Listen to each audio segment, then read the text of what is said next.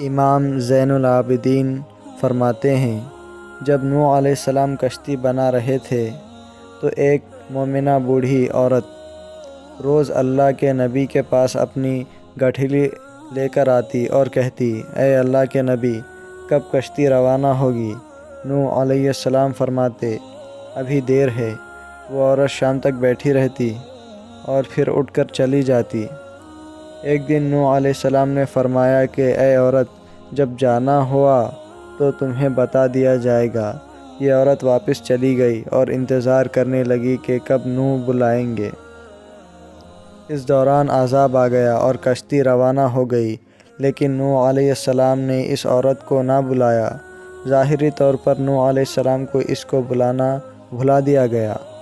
جب طوفان تھما تو ایک دن نوح علیہ السلام کے دل میں محبت اٹھی کہ شہر کو دیکھوں جہاں سے چلا تھا۔ وہاں آئے اور قریب جا کر دیکھا تو ایک جھونپڑی میں دیا جل رہا تھا۔ نوح علیہ السلام یہ دیکھ کر چونک گئے کہ روئے زمین پر کوئی ایسا گھر بھی ہے کہ اتنے عظیم طوفان کے بعد بھی جس میں چراغ جل رہا ہے۔ انہوں نے وہاں تکبیر بلند کی تو وہ عورت سامان لے کر آ گئی اور کہنے لگی، یا نبی اللہ، کیا کشتی تیار ہے؟ چلیں۔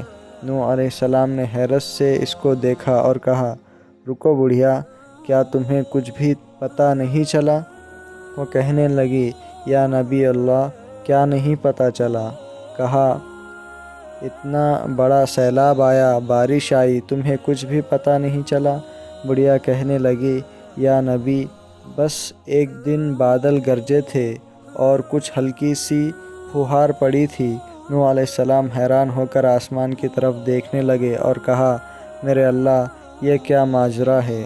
اللہ تعالیٰ نے نوح علیہ السلام پر وحی بھیجی کہ اے میرے پیارے نبی، اس عورت کے دل میں چونکہ تمہاری محبت تھی اور تم نے اسے پابند کر دیا تھا، اور چونکہ تمہارا اس وعدے سے بھی تھا کہ نجات کی کشتی میں اسے لے جاؤ گے، تب جبکہ تم نے اپنا وعدہ پورا نہیں کیا، لیکن اے نوح، میں تو تمہارے وعدے کا ذمہ دار تھا، اس لیے میں نے اس بڑھیا تک عذاب پہنچنے ہی نہیں دیا۔